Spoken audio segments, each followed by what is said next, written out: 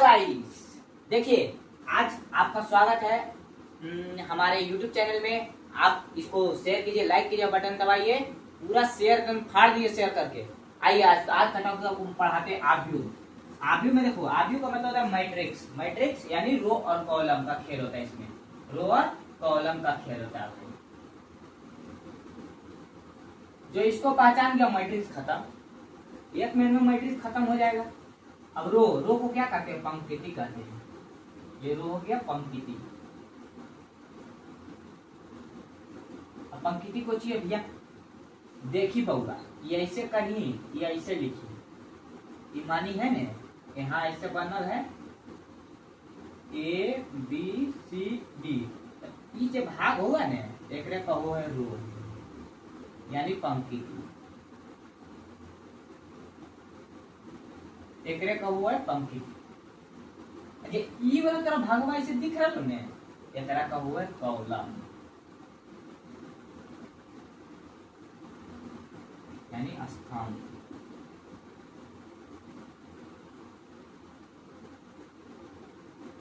स्तंभ एकरा स्तंभ होगा। ठीक है। अब देखिए, अब रो और कॉलम क्या थी कैसे बजे? रो के कहले आई। देखिए यहाँ हो गए ए बाई आई बाई जे। आई के मतलब हो गए रो, आई जे के मतलब हो गए कॉलम। समझनी? आई के मतलब हो गए जे रो और जे के मतलब हो गए कॉलम। तब जब ई पार्ट में लिखा रहता तो देखिए वो बिहार बोर्ड के वो सबसे प्यारा क्वेश्चन है, सेट हो क्वेश्चन वही वाला। एगो वर्ग आव्यूह को क्वेश्चन हो, m बराबर हमेशा n होता है, याद रखिए। जैसे मानिए एगो आव्यूह हो, ओकरा में 2 3 4 5 एग्जांपल दे देता है। मानिए एकरा में हो 3 4 5 6, एकरा में कई एलिमेंट है? 4, यानी 2/2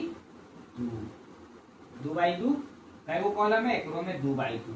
अब ई दोनों मिल गए, जब देखिए सामने सामने मिल जितो तो ई दोनों भी बराबर हो जीते। एकरा में एकरा को है वर्ग मैट्रिक्स। ई कुछ हो गए वर्ग मैट्रिक्स। बिहार के पूछे एकदम मस्त पूछेदार सवाल है, एकदम एकरा पढ़ लेना, बिहार में लड़ जीतो।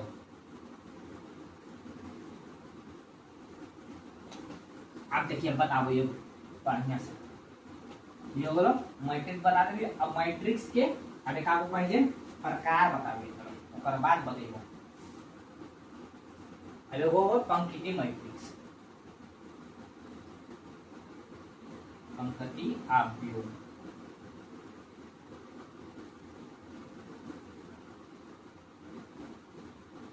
पंक्ति आव्यूह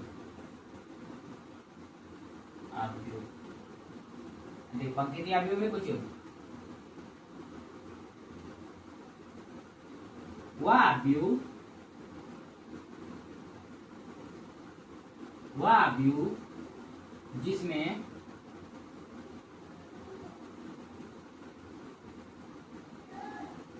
केवल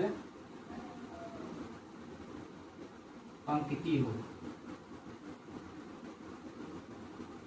उसे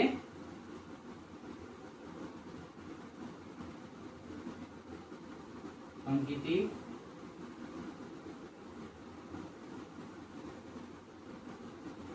कहते हैं, उसे पंक्ति आव्यूह कहते हैं। तो देखो पंक्ति आव्यूह कैसे लिखा है वो बता देंगे। एग्जाम्पल पंक्ति आव्यूह के लिखे तरीका बस ऐसे। ये हो गया हमारा पंक्ति आव्यूह ए बी, ये हमारा पंक्ति आव्यूह हो गया। अब पंक्ति आव्यूह, अब इसी के नीचे यहाँ देखो स्तंभ आव्यूह।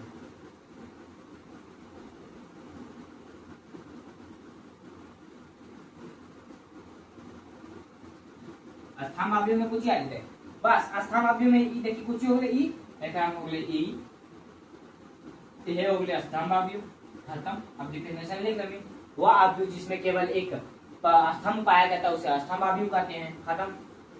अब चलिए अब आपको सिखाते हैं मैट्रिक्स के प्रकार।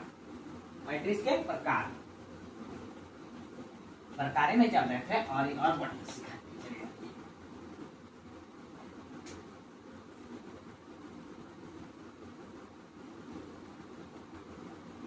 अवयव के प्रकार, अवयव के प्रकार। अवयव के प्रकार में आपको 2 मैट्रिक्स पढ़ा दिए। तीसरा होता है तत्सम अवयव, जिसमें देखो तत्सम अवयव किसे कहते हैं, ये हो गया तत्सम अवयव। जैसे मानो 1 0 0 0 1 0 0 0, इसी को कहते हैं तत्सम अवयव। तत्सम अवयव, तत्सम अवयव इसको कहते हैं। अब एगो डायग्राम देखिए, तत्सम अवयव सेम डायग्राम मैट्रिक्स में न हुआ, एगो डायग्राम मैट्रिक्स हो जी। तो डायग्राम मैट्रिक्स कैसे हो जी? जैसे मानी एने हो जी तो कुछ भी रहता, एने ए बी सी, फिर यहाँ भी ए यहाँ भी ए, एने चाहे 0 0 0, यहाँ भी 0, इन्हें भी 0 और इन्हें भी 0, ई 0। अब ई देखिए ई क्यों है, ई तीनों जो मिल गए नहीं डायगोनल बन गए। अब ये तीनों जो मिल गया एकरा को कोई डायगोनल मैट्रिक्स,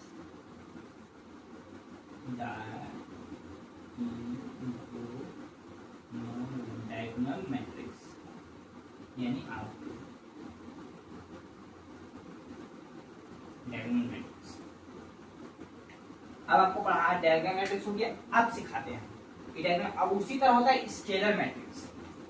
डायगोनल मैट्रिक्स में क्या होता है ना, बीच वाला, स्केलर मैट्रिक्स में होता है ना, स्केलर मैट्रिक्स में होता है बीच वाला एकदम समान होना चाहिए, चेंज नहीं होना चाहिए। बीच वाला है ना, देखो जैसे मानो यहाँ हो गया 0 0 0, नहीं 1 1 1, ई 0 ई 0 ई 0 ई 0, यही हो गया हमारा स्केलर मैट्रिक्स।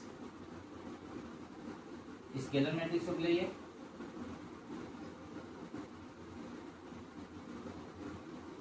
स्केलर अवयव।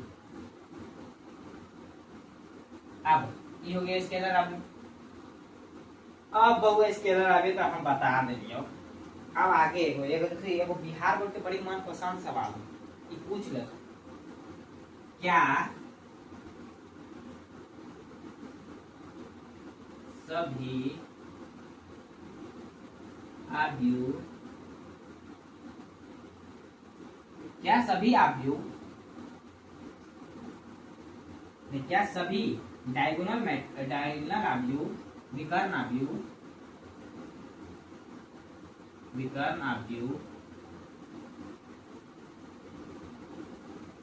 क्या सभी विकर्ण अवयव स्केलर अवयव होते हैं?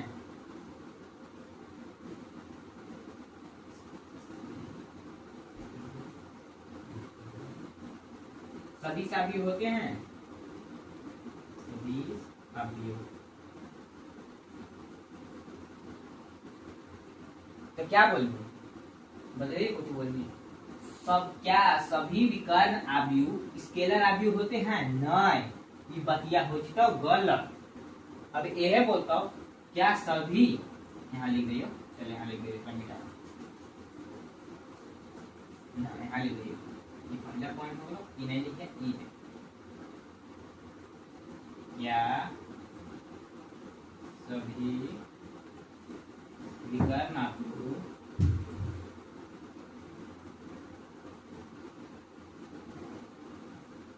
क्या सभी विकर्ण अवयव, अरे क्या सभी सदिश अवयव, सदिश अवयव विकर्ण होते हैं? कुछ बोलमी बोलमी, हाँ भैया होगो है, कुछ बोलमी होगो है भैया। विकर्ण अवयव, विकर्ण अवयव होता है। ये क्वेश्चन इनका बहुत बार के ध्यान में डाल ली, पूछ देता हूँ, समझनी हो। अब देखा, अब एक है और मैट्रिक्स बताते हैं। ये हो गया प्रकार। अब तुमको हम जोड़ने सिखाते हैं, ऑपरेशन ऑफ मैट्रिक्स। अब जोड़ने सिखाते हैं, 2 अंकों का जोड़, 2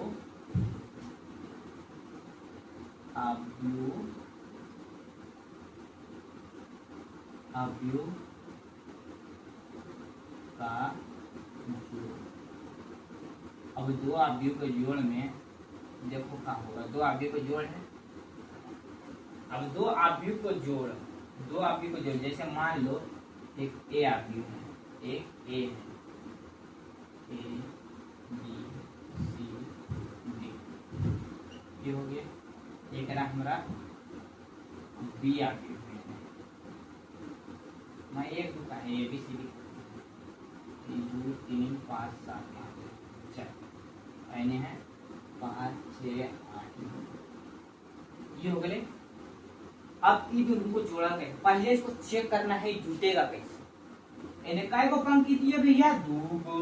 काय को स्तंभ है भैया, दू गो। इन्हें भी काय को स्तंभ है भैया, दू गो। इन्हें भी काय को स्तंभ है, दू गो। यानी जोड़ को संपूर्ण करने के लिए, जोड़ को संपूर्ण करने के लिए देखिए, इधर हो गया माने P, इधर हो गए M, इधर हो गए Q, इधर हो गए N, इधर हो गए N, इधर हो गए Q। अब M N मिल जीता है तो P और Q भी बराबर हो जीता है। मतलब यहाँ 2 गुने 2 है तो ये दोनों हाथ जीता है, ये दोनों मिल जीते हैं तो एक बताइए कोची हो जीता है, मैट्रिक्स 2/2 के बनता है, 2/2 के मैट्रिक्स बन जीते हैं, आप भी बन जीते, समझ नहीं। अब इसको जोड़ने सिखाते हैं, तुम आ जाओ। अब जोड़ा कैसे जाता है वो सिखाते हैं, ये तो बता दिए। अगर बहुआ यह तोरा देखिए फंसा लेते एग्जाम में, अगर यह चीज बा ऐसे कर दे तो 3 और 5 कर दे तो ले जा, तो बस हो जीते है कांड। ये 2 है, ये देखिए कई गो पंक्ति है, 3, कई गो स्तंभ है, 2 गो। ये में बराबर होला है, नहीं भैया नहीं होला है। तो दोनों जुटता है, नहीं भैया ये दोनों कभी नहीं जुटता है। तब देख, जब समान वर्ग अवयव समान, जब उसका कोटि समान होगा तबे ये जुटेगा। अगर कोटि समान नहीं होगा तो ये वस्तु नहीं जुटेगा, समझा। ये जोड़ इसका नहीं होगा। अब देखो, अब इसको जोड़ते हैं, ये तो भैया नहीं जुटते। अब एक मिटा, अब जोड़, ये दोनों के जोड़ दे। देखी भैया, एकरा से एकरा में जोड़नी, फिर एकरा से एकरा में जोड़नी, फिर एकरा से एकरा में जोड़नी, एकरा से एकरा में जोड़नी। अब बोल भी भैया ऐसे हम काहे जोड़ दे, काहे नहीं एकरा में जोड़ देबे, को घाटा हो जीते हमार। तो नहीं भैया ऐसे कर, एने। अब इसको क्या करना है, इसमें जोड़ना है, क्योंकि ये जो होता है ना कॉन्ग्रेंस होता है, आमने सामने। देखो इसके सामने कौन है, ये। अगर इसको सीधा यहाँ अगर उठा के इस पे डाल दिए तो ये वाला हमारे इस पे चढ़ जाएगा, इस पे ये आ जाएगा, इस पे ये आ जाएगा, इस पे आ जाएगा। अगर ए को हम सीधा उठाए और बी पे पटक दिए तो ई वाला इस पे आएगा, तो जुटेगा कौन, 2 और 5, 3 और 8। तो ए प्लस बी अगर कभी भी पूछेगा ना भैया, तो देखो ऐसे करना है, 2 3 5 7 5 8 6 5। अब ये दोनों जुट गए भैया। अब देख, अब ये दोनों जुट गए ने, देख रहा जुटल का इससे निकाल, कुछ होता भैया 2 5 7। पहले चेक कर लेनी, 2/2 के बनल है ने, 2/2 एहो 2/2, ये दोनों मिल गए तो एहो दोनों 2/2 के बनता है हमारे। अब ये दोनों कुछ होते भैया 11, 5 6 5 11, 7 5 12। तो ये जुट गए भैया, समझ लो कैसे जुटो है, ये जुट गया है। अब चलिए जोड़ना, चलिए आप लोग को ये क्वेश्चन 2-3 क्वेश्चन देते हैं, आप लोग इसको बना के रखिए, ठीक। हम तगड़ा क्वेश्चन आ जाते हैं, बना के दिए होते हो। चलिए भैया, यहाँ एक क्वेश्चन और सब करते हैं एनसीईआरटी का, देखिए हम निकालते हैं क्वेश्चन है। आइए आपको जोड़ के सिखाते हैं एनसीईआरटी का एक क्वेश्चन।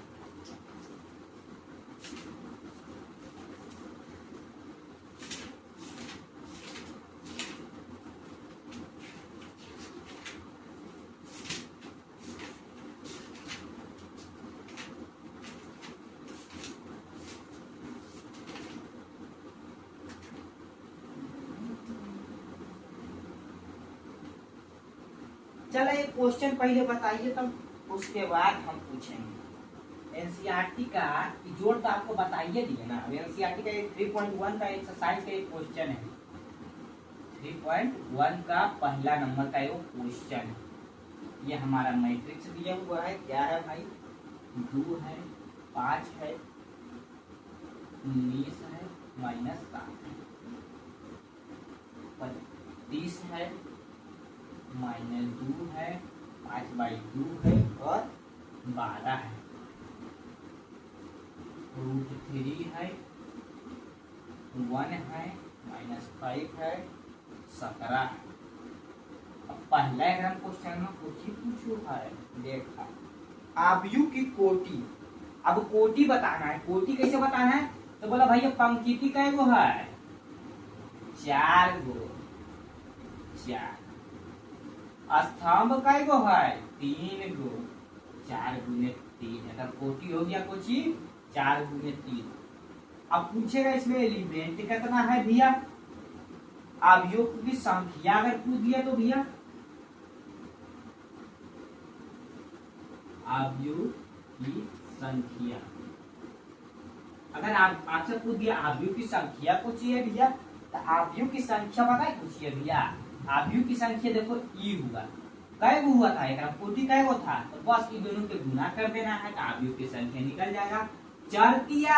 12 कुछ ही हो गया, एलिमेंट हो गया, जिसे अवयव की संख्या कहते हैं। और भी बड़ी हार्ड सवाल है भैया, एकरा यदि बना एकरा बता देते हैं, ये कोई चीज है, A13 बराबर A21, A33, A24, A33, A24 और एक वो है A23, A23। अब चलिए, अब ये करे कर सबके मान निकालना है, तीनों जोड़ना नहीं है, जोड़ना नहीं, खाली मान निकाल देना है। अब 1/3 के निकालना है। कई गो पंक्ति दिया, पहला पंक्ति तीसरा स्तंभ, पहला पंक्ति कुछ होले, ये होले पहला हमार पंक्ति, तीसरा स्तंभ यानी ये पहला पंक्ति तीसरा स्तंभ यानी कुछ बन रहा है जा नी। अब बोल रहा है दूसरा पंक्ति पहला स्तंभ, ये हमार हो गया दूसरा पंक्ति, ये हमार हो गया, ये कुछ हुआ हमार दूसरा पंक्ति आया पहला स्तंभ, यानी ये हमार हो गया पहला, कुछ बच गया 35, तो यहाँ लिखा देगा 35। अब बोल रहा है तीसरा पंक्ति दूसरा स्तंभ, तीसरा पंक्ति तीसरा स्तंभ, तीसरा पंक्ति तीसरा स्तंभ यानी -5। देखा जलावा, ऐसे तो धुआं धुआं कर देंगे यार। अब देखो ये 2/4 है, दूसरा पंक्ति चौथा स्तंभ, दूसरा पंक्ति चौथा स्तंभ यानी 12। देखिए भैया ये बोले, देखिए आपका समझावे बढ़िया, देखिए कि पाई कुछ होले दूसरा पंक्ति होले, कि कुछ होले दूसरा हमार पंक्ति हो गए। अब पहला हमार बोले चौथा स्तंभ बोल ले, तो देखिए दूसरा पंक्ति चौथा स्तंभ एगो कॉमन चीज मिल रहे, ई मिल रहे नहीं मिल रहे, इहो मिल रहे नहीं मिल रहे, ई मिल रहे, बस एटा लिख देबे 12 हो गया 12। अब देखा, अब दूसरा पंक्ति तीसरा स्तंभ, ये हो गया हमार दूसरा पंक्ति तीसरा स्तंभ यानी 5/2। साला कोई टक्कर में है यार, देखा तो कैसे निकाल दिए, फट एक क्वेश्चन सॉल्व हो गया। देखा, अब आपको दूसरा क्वेश्चन दिखाते हैं। दूसरा क्वेश्चन बड़ा टेढ़ क्वेश्चन पूछ दिया है, अब एक बनाइएगा नहीं, दिमाग में घूरेगा। चलो देखा तब हम बता देते हैं, सोचे बाद में तुम्हें बता देते हैं। चलो दूसरा क्वेश्चन, यदि किसी अवयव में 24 अवयव है तो इसकी संभाव्य कोटि, यदि इसमें 13 अवयव हो तो कोटि क्या होगी। ये क्वेश्चन में भैया बड़ी झंझट वाला, एकरा नहीं बनावा वही सही बात, थोड़ी क्वेश्चन में तो नहीं सब नहीं बना, भी फालतू क्वेश्चन बनाया। चलो हम 6 नंबर के एगो क्वेश्चन तोरा सिखावा तानी, इसम बन जाए आसान भाई, इसम कोई नहीं भाई, इसम कभी आवे वाला ना फालतू क्वेश्चन भाई। 6 नंबर देखा इंपॉर्टेंट क्वेश्चन है, 6 नंबर 6 नंबर पूछ रहा है y से 4 है, 3 है, x है और 5 है, समझा। बराबर में दे रहे हमार y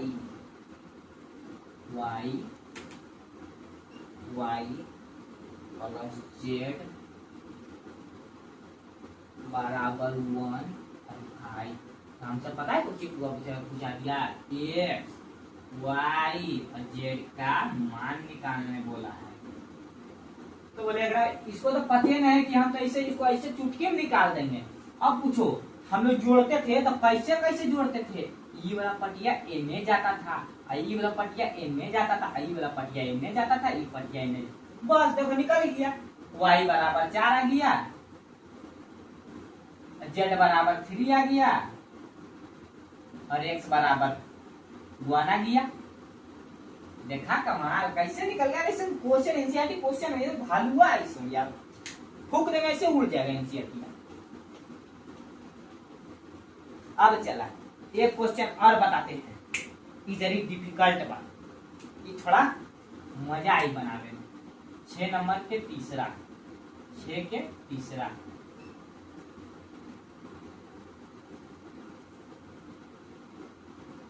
one plus Y plus Z,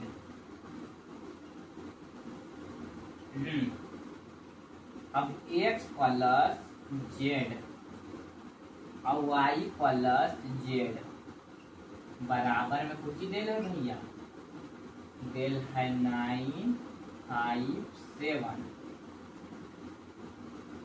9 5 7 देल है। चलो अब 9 5 7 देगा, देखा एकर बराबर में ई है, एकर बराबर में ई है, एकर बराबर में ई है, तब पहला इक्वेशन लिख लो x plus Y plus Z, Z क्या हो गया 9, ये हमारा हो गया पहला इक्वेशन। दूसरा कुछ हो गया x प्लस जेड बराबर 5, ये हमारा हो गया दूसरा इक्वेशन। अब क्या करो ना भैया, ई एकरा में एकरा पटक जा, मतलब दूसरा के ऊपर एक में चढ़ा जा। तो देखो कुछ है इक्वेशन, इक्वेशन 2 को इक्वेशन 1 में 2 को पुट करने पर, पुट करने पर अब देखा पुट करना कुछ ही लिखल हुआ x plus Y plus Z बराबर 9, x प्लस वाई बराबर 9। अब x और z के मान कुछ ही दे, x और z के मान मेरा दिल है, x z के मान दिल है 5, तो 5 प्लस y बराबर 9, तो y के मान कुछ ही निकल गया भैया 5, और वो होने चलता है तो माइनस में, तो y के मान आ जाता है 4। देखा बाबू कि क्या जलवा है, y का मान 4, y का मान 4 निकल गया ने। अब देखो y का मान 4 निकला, अब इसमें आते हैं, अब ये question x plus Y plus Z, अब दूसरा में फिर तीसरा इक्वेशन को, अच्छा तीसरा का तो लिखबे नहीं किए, x plus 9 Y plus Z is equal to 7 दे दें। चलो y plus Z is equal to 7, अब y अब क्या करना है हमको, तीसरा में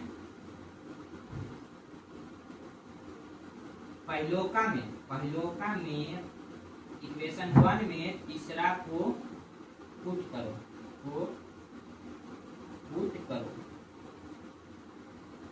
पुट करो। अब इसमें इसको पुट कर दो। अब देखो क्या लिखेंगे, x plus Y plus z, x plus Y plus z, तो हो गया 9 x प्लस वाई बराबर जेड। अब x और y मतलब y और z बराबर देर था 9, अब हमारा 9 7 देर था, 7 देर था भैया, अब x के मान निकल जाएगा 9, अब x 7 दर भेज देंगे तो आ जाएगा x के मान 2, x के मान क्या आ गया 2। अब x के मान 2 आ गया, y के मान 2 आ गया, तो पहला में x और y के मान पुट कर दो तो z के मान फट से फेंक देगा। x और y का मान, x और y का मान इक्वेशन 1 में पुट करें। अब इक्वेशन 1 में पुट करना है भैया x और y के मान, x plus Y plus Z is equal to 9। अब 2 प्लस 4 प्लस जेड बराबर 9, 4 2 6 तो जेड बराबर हो गए 9 माइनस 6, तो जेड के मान निकल गया 3। देखा भैया कितना मस्त क्वेश्चन था, लंबा चौड़ा का मस्त क्वेश्चन था। इसे कहते क्वेश्चन, ये सब पूछने वाला सवाल है। तो चलिए आज के लिए बस इतना ही, कल फिर मिलेंगे नए जोश, नए उमंग, नई ताकत के साथ। चलिए जाते जाते एक शायरी, माँ तेरी हर बूंद को मोती सा चमकाऊंगा मैं, माँ पसीने की तेरी हर बूंद को मोती सा चमकाऊंगा मैं, तू सपने बड़े देखना उसे पूरा करके दिखलाऊंगा मैं। चलिए मैं मिलते हैं छोटे से ब्रेक के बाद।